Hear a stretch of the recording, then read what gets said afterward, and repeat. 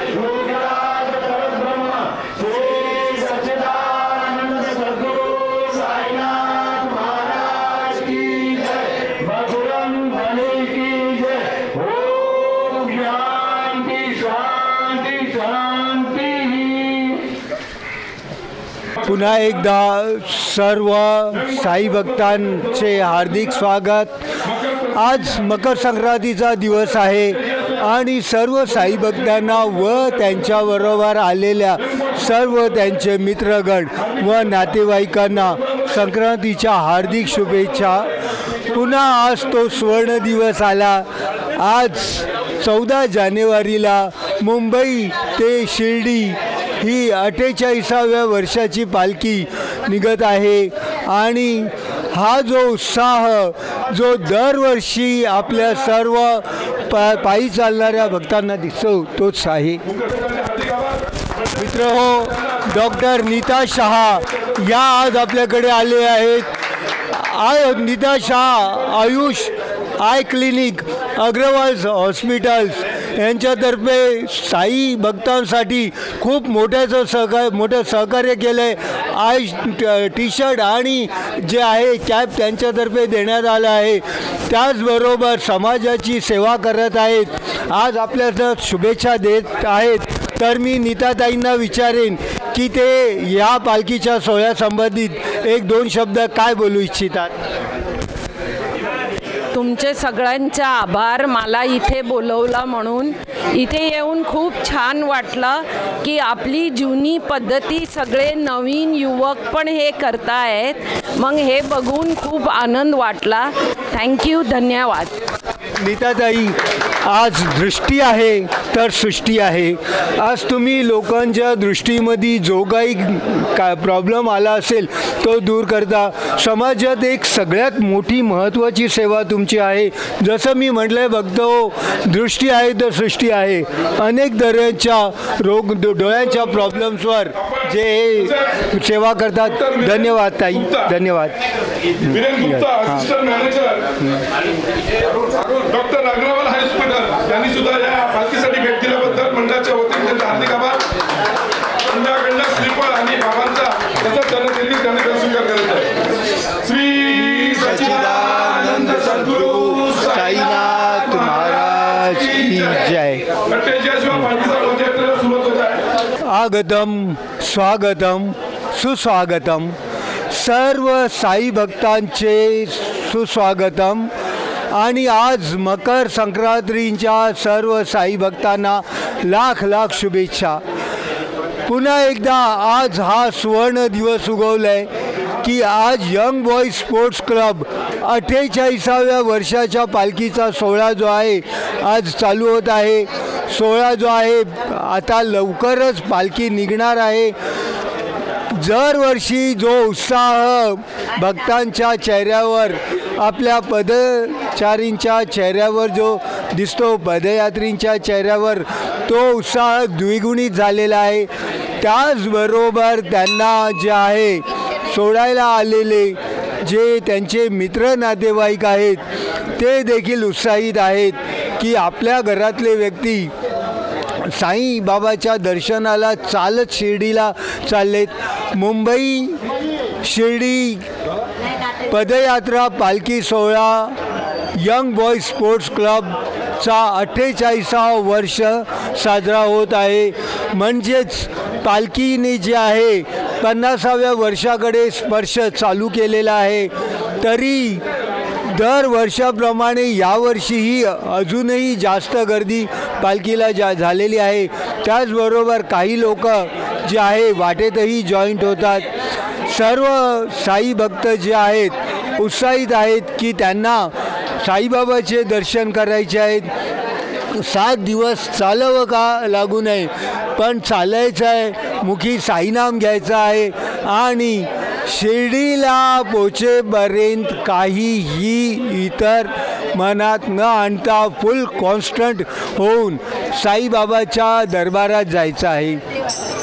मला अनेक जण विचारतात की बाबा आम्हाला इकडनं थोडंसं कुठे जायचं असेल तर गाडी लागते. तर मी त्यांना बोलतो आम्हाला देखील कुठे जायचं असेल तर गाडी लागते, पण ज्यावेळी आम्ही मुंबई ते शिर्डी चालत जातो त्यावेळी एक एवढंच ध्येय असतं, एवढंच कॉन्स्टंट असतं, एवढंच लक्ष असतं की काही झालं तरी शिर्डीला टच व्हायचं आहे. तर ते पाय नेत नाही आहेत. आपलं कॉन्स्टंट आणि आपला जो ध्येय आहे, आपला उद्देश आहे आणि आपण जो निर्णय पक्का घेतलेला आहे ते आपल्याला नेतात. तरी पुन्हा एकदा मकर संक्रांतीच्या शुभेच्छासह सर्व साई भक्तांना या पालखीच्या हार्दिक शुभेच्छा. सर्व आलेल्या माझ्या भक्तांना हार्दिक शुभेच्छा. थोड्याच वेळात पालखी निघत आहे.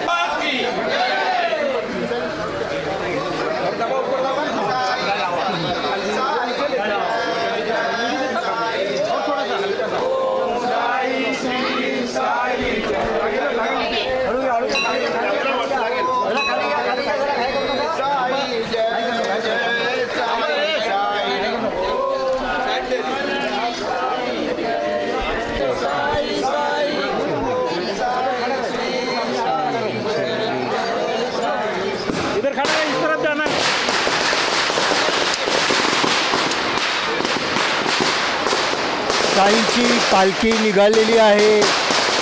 पालखीचा प्रस्थान झालेला आहे. सर्व भक्तगण फटाक्यांनी आतिषबाजीने साईंच्या पालखीच्या निघण्याचं स्वागत करत आहेत.